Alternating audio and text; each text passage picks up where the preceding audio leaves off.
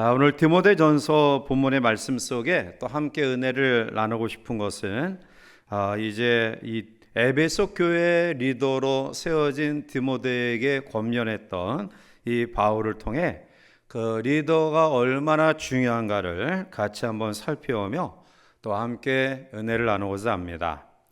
한국과 일본과의 관계는 아주 오랜 역사를 가지고 있으며 그리고 복잡하고 다층적이죠. 지리적 인접성과 역사적 경험을 인해서 양국은 정치, 경제, 문화 또 모든 분야에 있어서 아주 밀접하게 연결되어 있습니다. 자, 따라서 일본이란 나라는 사실 우리나라에서 가장 가까운 우방이고요. 그리고 21세기의 모든 삶을 함께 개척해 나가야 될 그러한 가까운 나라이지만 그러나 양국의 국민들의 마음속에는 항상 경쟁 상태에 있는 것 같습니다. 그래서 물리치고 싶은 적으로 보이고요. 항상 경계 대상으로 삼고 있는 것 같습니다. 특히 우리나라는 일본이 독도 영유권을 주장하면 반일 감정이 고조되죠. 자, 그런데 안타깝게 지금 일본은 점점 우경화되어 가고 있습니다. 일본의 정치인들은 야스쿠니 신사에 가서 나라를 위해 죽어 신이 되었다라는 일본군 전사자 앞에 참배하며 눈물을 흘립니다. 상당히 많은 일본 사람들은 여전히 이 침략 국가의 반성을 모른 채 군국주의와 제국주의의 향수에 빠져 있습니다. 이러한 상황에서 우리는 일본을 어떻게 대해야 될까요? 일본을 어떠한 마음으로 대해야 될까요? 자, 우리는 감정적으로 일본을 향해 적대시해서는 안 됩니다. 이재명 대통령이 이제 취임한 이후에 제일 먼저 우리 주변의 나라 가운데 일본의 이시바 시게루 총리와 전화 통화를 했어요. 특별히 올해는 이 한일 국교 정상화 60년이 되는 해인데요. 그래서 국민 교류와 또한 서로 모든 당국 간 소통을 약속하는 그러한 전화 통화를 제일 먼저 우방국 가운데 지도자와 했어요. 사실 이 민주당이나 이재명 대통령은 일본에 대해서 이렇게 좋은 감정을 가지고 있지 않은 그러한 태도를 지금까지 취해왔는데, 그런데 이것은 참으로 잘한 일인 것 같아요. 감정적으로 일본을 우리가 적대해서는 안 된다. 그 일본을 우리가 잘 알고 또 일본을 능가할 만한 그런 힘을 키워야 돼요. 즉 훌륭한 지도자들을 우리가 배출해 나가야지만이 우리가 피상적인 반일 감정으로 우리가 언제까지 일본을 대할 수는 없다라는 거죠. 자, 따라서 모든 그러한 분야에서 이 리더는 대단히 중요합니다. 자, 그런데 오늘 본문의 바울은 이 에베소 교회를 담임하고 있는 디모데에게 젊은 목회자로서 어떻게 그 교회를 이끌어 나갈 것인가에 대한 교훈을 이야기하고 있는데요. 이 디모데전서는 리더십학의 교과서 같은 그러한 책이에요. 자, 그래서 여러 좋은 그러한 리더, 좋은 지도자가 세워지기 위한 원리를 많이 사용하고 있습니다. 가정에서 또 교회 공동체에서 그리고 사회에서 어떻게 살아가는 것이 리더의 합당한 태도인가, 그리고 리더를 세울 수 있는 그런 공동체로 만들어갈 수 있는가를 제시하고 있는데요. 자, 오늘 본문의 말씀 가운데서 먼저 위대한 리더가 되기 위해서 또 리더를 배출해 나가기 위해서 우리가 어떠한 태도를 가져야 될 것인가를 깊이 기억하고, 우리가 가정의 또 가장으로 또 각 기관과 부서의 장으로 또 여러 주어진 직장과 우리의 사회 삶 가운데의 리더로 이러한 태도를 견제하고 좋은 리더로 세워지는 우리 모두가 되시기를 바랍니다. 자, 그러면 먼저 오늘 바울은 위대한 리더, 참된 리더가 되기 위해서 또 그러한 사람들을 배출하기 위해서 먼저 우리에게 리더를 존경할 줄 아는 마음을 가질 것을 이야기합니다. 좋은 리더가 되려면 먼저 세워진 리더를 존경하고 존중할 줄 아는 마음을 가져야 됩니다. 누가 좋은 리더를 만날 수 있느냐? 그것은 리더를 존경하고 또 존중할 줄 아는, 세울 줄 아는 마음을 가진 사람이 만납니다. 리더와 지도자를 우습게 알면 리더의 축복, 리더를 통해 주어지는 그러한 놀라운 영향력과 축복을 경험할 수 없습니다. 자, 본문 17절 말씀 가운데 우리 같이 가서 함께 읽어보시겠습니다. 잘 다스리는 장로들을 배나 존경할 자로 알되 말씀과 가르침에 수고하는 이들에게는 더욱 그리할 것이니라. 아멘. 자, 여기서 잘 다스리는 장로는 오늘날의 행정을 담당하는 그러한 장로를 의미하고요. 또한 이어서 말씀과 가르침에 수고하는 이들은 오늘날의 목사를 의미합니다. 아무튼 간에 이 말씀은 교회 리더들을 존경하라 라는 말씀입니다. 이어서 존경이라는 원어의 의미는 대가, 지불된 돈, 귀중품이란 뜻과 이것을 분속적으로 해석하면 높은 수준의 위엄, 존귀, 값이라는 뜻을 가지고 있습니다. 여류 작가인 시오나 나나미는 로마인의 이야기를 통해서 우리가 로마가 대제국을 이룬 비결을 우리가 알게 되죠. 지성에서는 그리스인보다 못하고 체력적으로는 켈트인이나 게리만 민족보다 못하며 기술력에서는 에트루리아인보다 못하고 경제력에서는 카르타고인보다 못한 이 로마인이 어떻게 역사상 최초의 대제국을 건설할 수 있었는가에 대한 해답을 그는 이렇게 제시합니다. 그것은 사람을 존중하는 법과 제도에서 찾고 있습니다. 원로원이나 집정관을 민주주의인 그러한 선출에 의해서 합리적으로 세웠고요. 그리고 그 많은 식민지하에 있는 나라의 사람들 가운데도 모든 것들을 개방해서 공의 있는 자, 그리고 또 여러 가지 뛰어난 그런 사람들에게 로마 시민권을 부여하는 사회적 통합을 꾀했습니다. 귀족들은 전쟁에 앞장서서 나가 싸웠고요. 그리고 전쟁에 실패한 지휘관도 그 사람에게 다시 기회를 주어서 만회할 수 있는 그러한 기회를 주었죠.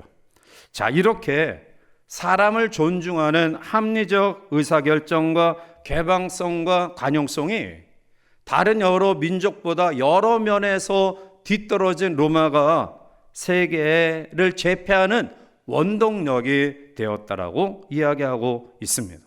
그렇습니다. 세상은 학력과 경력과 소유에 따라 사람을 차별하지만 교회는 모든 사람들을 아껴주고 존중하는 사랑의 공동체가 되어야 될 줄 믿습니다. 하나님은 앞선 지도자, 리더를 존경하는 사람에게 리더의 축복을 허락합니다. 각종 매스컴을 통해 보면 안티 크리스천들을 통해 또 여러 가지 매스미디어를 통해서 많은 사람들이 교회의 여러 가지 잘못된 이야기들 또한 지도자들의 타락된 모습을 너무 쉽게 접하여 들으면서 교회 안에 존경받을 만한 리더가 없다라는 그런 생각을 많은 사람들이 가지게 되고요. 그것은 교회를 떠나는 불신앙으로 전락하는 안타까운 일들을 초래하고 있습니다. 자, 그러나 그것은 잘못된 생각입니다. 하나님은 교회 리더들이 완벽하고 모범적이어서 그들을 존경하라고 이야기하는 것이 아니라 리더이기에 하나님이 교회 공동체의 리더로 세웠기에 그것 때문에 존경하라는 것입니다. 물론 교회 리더들은 끊임없는 자기 반성을 통해 여러 가지 영혼신의 흠이 없는 모습으로 세워지기를 힘써야 되지만, 그러나 성도들은 목회자를 최대한 존중할 줄 아는 태도를 가져야 됩니다. 자, 그러면 어떻게 리더를 존경해야 되느냐? 오늘 바울은 구체적으로 두 가지 방법을 제시하고 있습니다. 하나는 리더의 필요를 채워주어라 라는 말씀입니다. 자, 18절 말씀을 우리 함께 넘어가서 봅니다.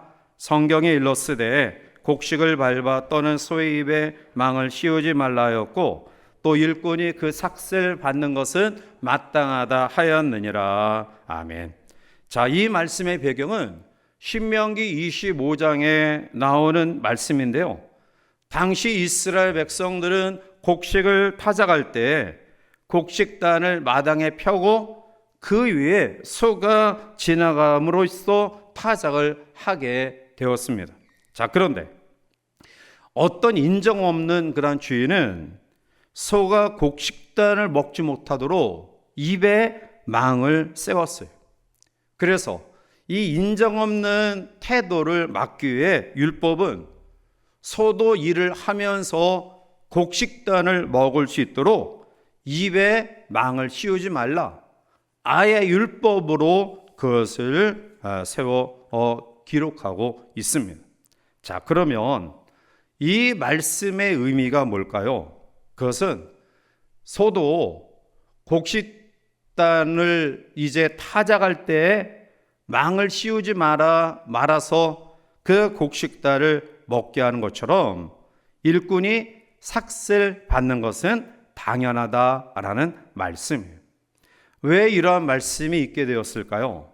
사도 바울 당시에 일부 성도들은 하나님의 일을 감당하는 전도자들이 은혜로 하는 것이지 무슨 교회 사례를 받고 하느냐, 사역자는 배가 고파야 더 기도 많이 하고 더 영성이 깊어지게 돼 있어, 이러한 의식을 가지고 있다라는 거죠.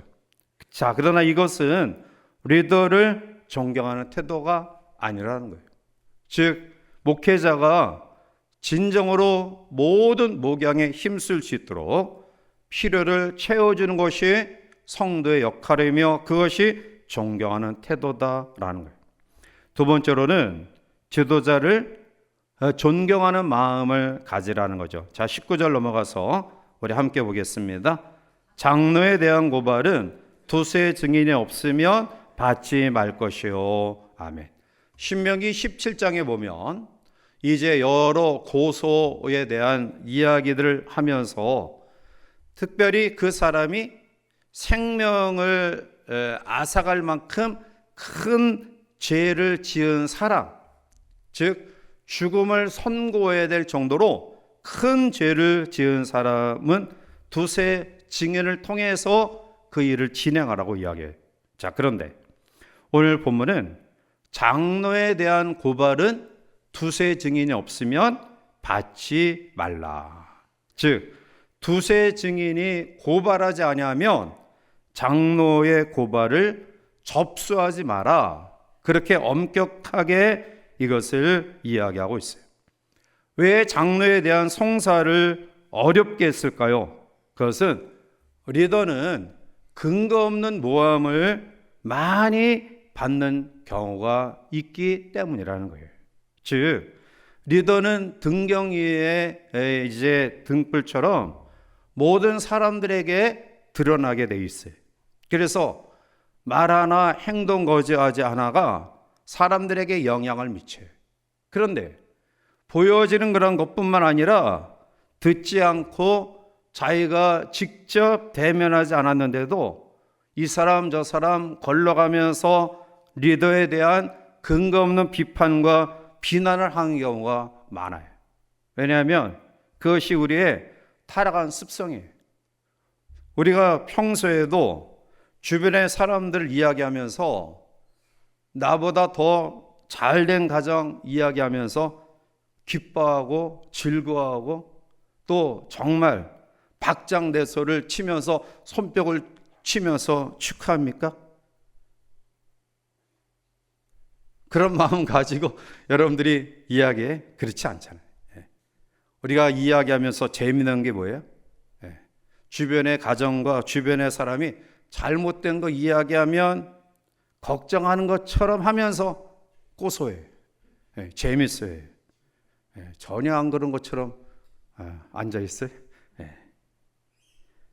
이와 같이 우리가 평소에도 다른 사람들 이야기하면서 잘난 점, 또 잘된 점, 축복된 것을 이야기하면서 기뻐하고 축하하고 축복하기보다는 그렇지 못한 것들에 대해 가십거리로 끄집어내어서 이야기하는 경우가 많아요.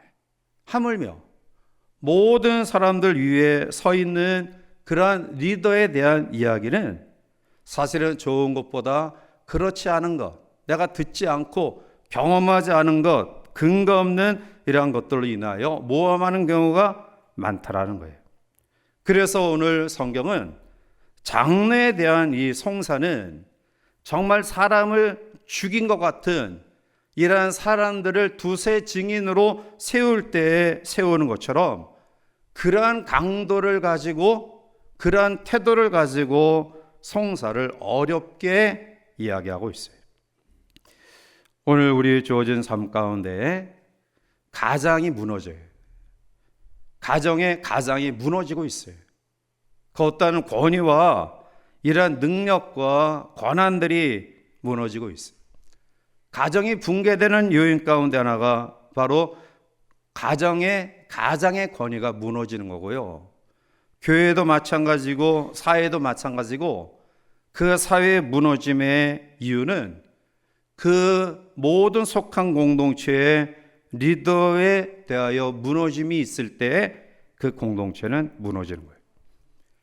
가정이 축복된 가정으로 세워지기 위해서는 가장이 권위를 가지고 바로 세워져야 돼요.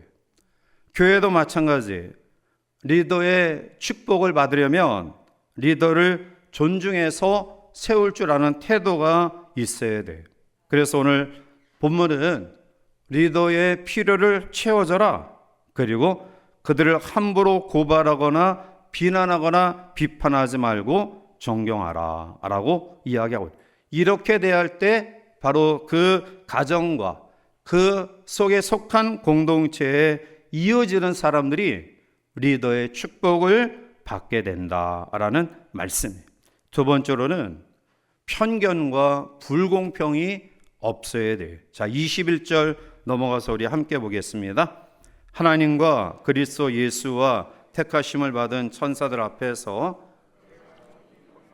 너는 편견이 없이 이것들을 지켜 아무 일도 불공평하게 하지 말며. 아멘. 자, 오늘 이 말씀 속에 보면 사도 바울은 디모데에게 지도자의 리더의 덕목으로 두 가지를 이야기하죠. 편견이 없어야 된다. 또한 아무에게도 불공평하게 하지 말아야 된다라는. 여기서 편견이란 미리 심판하거나 판단한다라는 말에서 유래되었는데요. 여기서는 선입관을 가지고 한쪽에 치우치는 것을 가리켜요. 사람들에게는 자신이 살아온 환경에 따라 편견을 가지고 살 수밖에 없어요. 그래서 내 판단의 근거가 내가 어렸을 때 어떠한 가정의 문화 속에서 성장했고 또 어렸을 때 어떠한 분위기 속에서 공부했고 그리고 나의 어떤 인생에 세워지는 청년의 때에 어떠한 분위기, 어떠한 그러한 환경 속에서 세워졌냐에 따라서 그 사람의 그 환경에 따라 치우치는 편견을 가지게 돼. 신학을 하는 사람도 마찬가지예요. 어떤 신학 사상을 가진 학교에서 공부에 따라서 엄청 다른 신앙을 가질 수밖에 없어요. 제가 군목으로 입대해서 충격받은 것 가운데 하나는 제가 인간할 때는 9개 교단의 군종 장교들이 파송되었어요. 그래서 우리 성결교 또 기성 그리고 장로의 신학, 총회 신학, 침신 그리고 고려 신학, 침례 신학, 또 대한 신학, 또 한국 기독교 장로 한신대학. 자, 그런데 훈련 받으면서 제가 큰 충격 가운데 하나는 뭐냐면 자유주의 신학교를 나온 그 교단에서 배출된 그러한 사람과 이 신학적인 사상 때문에 엄청 다퉜어요. 예를 들면 그들은 모세오경을 모세가 기록했다라고 믿지 않아요. 또한 홍해 바다를 건넌 것을 갈대 숲을 지났다, 그렇게 주장해요. 아니, 목사들이 그렇게 주장을 해요. 전혀 이해할 수 없는, 받아들일 수 없는 복음의 본질적인 그러한 부분들을 부인하고 부정해요.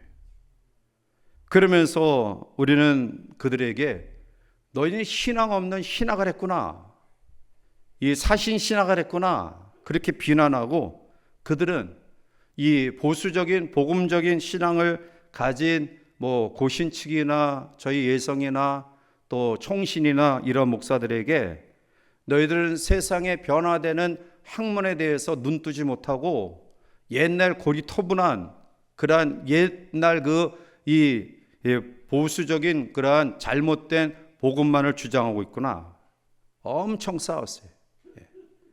그러면서 염려되는 것이 뭐냐면 그러한 사상, 하나님의 복음에 어긋난 정말 이단들이 이야기할 수밖에 없는 본질을 외면하고 왜곡하는 신앙을 가진 그러한 목사들을 통해서 그들이 양육받는 군 장병들, 그리고 제대 후에 민간 목회를 한다고 했을 때 그 영혼들이 얼마나 불쌍할까, 이런 안타까운 마음을 가지고 있었어요. 그렇습니다. 바른 가르침을 받아야 되기 때문에 사실 이 목회자들은 정상적으로 복음적인 신앙의 배경을 가진 학문을 가지고 공부하고 배출된 그러한 사람들 속에서 우리는 신앙생활을 해야 돼요. 오늘 여러분들의 개개인도 마찬가지예요. 내가 살아온 환경이나 배운 지식으로 인해서 잘못된 편견을 가지는 경우가 많아요. 이러한 것들을 버리고 하나님의 말씀을 바로 이해하는 것이 대단히 중요하다라는 거예요. 솔직히 오늘 사도 바울은 디모데전서 이제 앞으로 계속해서 6장에 넘어가서도 이야기하지만 이 신앙이 좋다고 하는 사람들이 이제 부유함과 또 권세를 가짐과 또 권력을 가진 그런 부분들에 대해서 일반 성도들이 굉장히 터부시하고 그것을 오해하는 경우들을 바울은 지적하고 있어요. 다시 말씀드리면 거룩한 성도는 돈을 멀리해야 된다. 부자는 하나님 나라에 들어가기가 낙타가 바늘길을 들어가는 것보다 더 어렵다. 이것이 일반적인 그러한 사람들의 생각이었어요. 그러나 그렇지 않다라는 거예요. 그래서 바울은 물질이 나쁜 것이 아니라 그 물질을 누가 쓰느냐에 따라 좋은 것이 될 수 있고 나쁜 것도 될 수 있다. 그래서 디모데전서 6장 10절 말씀 가운데 물질을 사랑하는 것이 죄악이지 물질 자체가 죄는 아니라는 거예요. 부자에 대한 편견, 또 권력을 가진 사람들, 권위를 가진 사람들의 이 편견을 우리는 버려야 돼요. 필리핀에 이제 선교사들이 많이 파송돼서 또 사역을 하지만 필리핀이 사실은 굉장히 선교 사역의 역사가 오래돼요.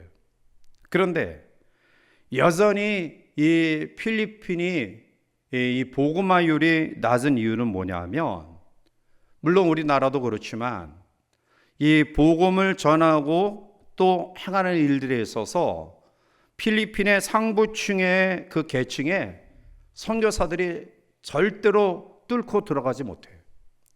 그러니까 빈민층, 하층, 계통에 있는 그런 사람들을 이제 선교의 대상으로 삼고, 또 그것이 나쁘다는 건 아니에요. 그런데 그것이 어떤 결과를 초래하고 있느냐? 결국 필리핀 내에 있는 상부층에 있는 캐톨릭이 잡고 있는 정부나 또 아니면은 정치인이나 경제인이나 이런 부분들에 대해서 여전히 지금 꽉 막힌 담으로 세워져 있어요.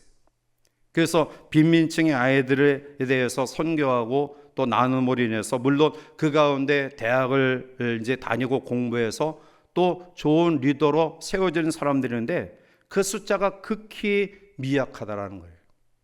여러분, 로마가 기독교를 박해하는 가운데 있어서 콘스탄티누스 대제가 AD 313년에 기독교를 공연하는 결정적인 요인 가운데 하나는 바로 믿음을 가진 신실한 여인들이 귀족층의 사람들과 결혼을 했고요. 그리고 그 아내들의 영향을 받은 로마의 상부층에 있는 귀족들이, 많은 사람들이 기독교인에 드는 그러한 배경이 그 가운데 있는 거예요. 자, 그러므로 오늘 믿음을 가진 성도들이 좀 잘 됐으면 좋겠어요. 좀 돈도 좀 많이 벌고요. 또 사업도 잘 되고요. 여러분들의 자녀들이 입법, 사법, 행정부, 요직에 정말 귀한 리더로 세워지는 일에 우리가 더 많이 기도하고 하나님 앞에 양육하는 그러한 사명과 책임들이 우리 가운데 있었으면 좋겠어요. 그래서 상부층으로부터 변화되어져 그들이 가진 이러한 물질의 배경 또 권력의 배경이 더 많은 영향력을 미칠 수 있는 그러한 역사를 이어가는 것이 필요하다라는 거예요. 또한 오늘 본문은 리더는 아무 일도 불공평하게 하지 말라, 이렇게 불공평하게 하지 마라. 우리가 사는 이 세상은 참 불공평한 세상이에요. 어떻게 하든지 모든 사람이 다 똑같을 수는 없기 때문에 물론 공평할 수는 없어요. 자, 그런데 여기서 공평이라는 게 뭐냐면 노력한 만큼 얻는 것이 공평해요. 선한 일을 한 사람은 복을 많이 받아야 돼요. 악한 일을 한 사람은 벌을 받아야 되죠. 열심히 노력한 사람이 많은 것을 얻고요. 게으르고 나태한 사람들은 많은 것을 얻어서는 안 돼요. 그런데 우리는 공평하다라고 했을 때 이런 노력이나 수고와 관계없이 모든 사람에게 똑같이 주는 것, 똑같이 배분되는 것, 이것이 공평이라고 착각해요. 공산주의 사상은 완전히 성경과 위배된 잘못된 사상이에요. 성경은 게으른 자는 먹지 말라고 했어요. 열심히 근면히 노력하는 자가 그 결과를 얻는 것이 성경적인 방법이에요. 그렇습니다. 불공평하지 마라. 무슨 말씀입니까? 정직하게 선하게 열심히 노력한 자가 그 결과에 대하여 더 많은 보상을 받는 것이 바로 성경적인 방법이다. 그래서 리더는 절대로 편견과 불공평의 의식을 가지지 말아라 라는 거예요. 세 번째는 경솔하지 말아야 돼. 자, 22절 넘어가서 우리 함께 보겠습니다. 아무에게나 경솔히 안수하지 말고 다른 사람의 죄에 간섭하지 말며 내 자신을 지켜 정결하게 하라. 여기서 안수는 항존직을 임명하는 안수를 말하는데요. 다시 말씀드리면 항존직을 세울 때 경솔히 안수하지 말라는 거예요. 신중하라는 겁니다. 정말 바른 그러한 직분자인가, 교회에 하나님의 나라에 필요한 사람들인가, 이것을 이제 더 신중하게 생각하고 안수하라라는 말씀. 서양 사람들이 고대로부터 인간 생활에 있어서 가장 근본이 되는 네 가지 덕을 이야기해요. 하나는 정의, 두 번째는 절제, 세 번째는 용기, 그리고 네 번째는 신중함. 이것이 인간 생활에 있어서 가장 기본이 되는 덕이다라고 이야기해요. 네 가지 덕 가운데 하나가 신중해요. 따라서 우리는 모든 일을 할 때 이것을 해야 될 일인지 하지 말아야 될 일인지, 내가 해야 될 말인지 아니면 해서는 안 될 말인지 정확하게 분별할 수 있는 능력, 이 신중함이 우리 가운데 있어야 돼요. 또한 다른 사람의 죄에 간섭하지 마라. 이 말은 다른 사람의 죄에 동참하지 말라는 거예요. 죄의 공모자가 되어서는 안 된다라는 것입니다. 시편 1편 1절에 복 있는 사람은 악인들의 꾀를 따르지 아니하며 죄인들의 길에 서지 아니하며 오만한 자들의 자리에 앉지 아니하고 라고 말씀합니다. 죄에 동참하는 것, 그것은 죄를 도모하는 것과 더불어서 악한 모습이라는 거예요. 바울은 로마서 12장 21절에 악에게 지지 말고 선으로 악을 이기라. 데살로니가전서 5장 22절에 악은 어떠한 모양이라도 버리라 라고 말씀하고 있어요. 죄악은 엄청난 전염성을 가지고 있어요. 결국 그 죄와 더불어 함께하는 자는 그 죄를 도모하는 자와 함께 침륜에, 멸망에 빠질 수밖에 없음을 이야기하고 있어요. 그래서 리더는, 경건한 성도는 신중하고 그리고 죄의 공모자로 전락해서는 안 된다라는 거예요. 마지막 네 번째로 리더는 어때야 되느냐? 떳떳해야 된다라고 이야기하죠. 자, 23절 우리가 넘어가서 함께 읽어보겠습니다. 이제부터는 물만 마시지 말고 내 위장과 자주 나는 병을 위하여는 쓰라. 아멘. 자, 이 말씀을 어떻게 이해해야 될까요? 성경이 술을 강조하고 있구나. 술 먹는 것을 죄로 여기지 않고 있구나. 그래서 어떤 신학자들은 이 포도주는 포도주가 아니다. 이것은 술이 아니고 포도주스다. 뭐 그렇게 해석을 하는 그런 사람이 있는데요. 자, 그러나 그것은 잘못된 해석. 이것은 진짜 포도주예요. 자, 여기서 말하는 이 포도주를 병을 위하여 조금씩 쓰라라는 말의 의미는 디모데는 유대인으로서 아주 금욕적인 계율에 따라 성장했던 사람이에요. 그래서 그의 마음속에는 이 금욕적인 그러한 것에 굉장히 익숙한 철두철미한 그러한 사람이에요. 그래서 그는 포도주를 마시지 않고, 즉 물만 마심으로 인해서 중동 지방에 오염된 물로 인하여 위장병과 또 관련된 여러 병에 걸렸던 것 같아요. 그래서 그것 때문에 굉장히 심약한 모습을 가진 것 같아요. 그래서 바울은 너 금욕주의적인 이 계율과 율법에 너무 연연하지 마라. 네 건강을 위해서 포도주를 조금씩 쓰라라고 이야기. 이 말은 뭐냐면 술을 교회와 성경이 먹어도 좋다라고 허락되는 것이 아니라 치료 목적에 대한 어떤 한계를 이야기하면서 그것은 괜찮다라는 거예요. 그러면서 그러한 것이 성도들에게 드러나도 그거 잘못된 건 아니다. 그것을 떳떳한 그런 마음을 가지고 행하라. 왜냐하면 24절과 25절에 보면 어떤 사람들의 죄는 밝히 드러나 먼저 심판에 나아가고 어떤 사람의 죄는 그를 따르나니 이와 같이 선행도 밝히 드러나고 그렇지 아니한 것도 숨길 수 없다. 그러니까 선행과 악행은 반드시 드러난다. 그렇기 때문에 네 마음속에 질병을 위해서 포도주를 조금씩 쓰는 것에 대해서 너무 위축되어 있거나 뭐 그것 때문에 의기소침하지 마라. 건강을 통해서 네가 사역을 더 힘있게 감당할 수 있지 않느냐, 이런 권면을 주고 있는 거예요. 자, 오늘 이 밤 우리는 사도 바울이 디모데에게 권면했던 리더로 세워지는 그러한 과정들을 같이 한번 살펴보면서 어떻게 우리가 가정에서 우리의 자녀들을, 또 교회에서 우리의 다음 세대들을, 또 믿음의 사람들을 이 사회의 리더로 세워가야 될 것인가.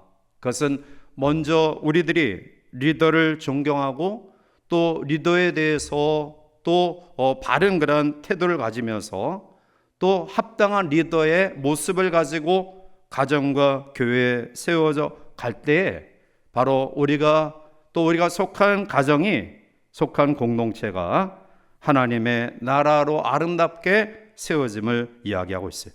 그래서 오늘 사랑하는 귀한 성도들 마음속에 우리의 자녀들이 사회에 정말 좋은 리더로 세워지길 위해서 뜨겁게 기도하고 또 양육하시기를 바랍니다. 탁월한 리더들이 우리 믿음을 가진 주의 백성들 가운데 나타나기를 축복합니다. 이제 패배의식을 버리고요, 리더의 축복을 받는 우리 모두, 또 리더의 축복을 준비하는 우리 가정과 교회가 되어서 또 하나님 앞에 바울을 통해 디모데가 세워졌듯이, 또 디모데를 통해 에베소 교회가 세워졌듯이 우리를 통해 우리의 가정이, 교회가, 또 우리의 후손들이 세워지는 아름다운 역사를 이어가시길 주님의 이름으로 간절히 축원해 드립니다.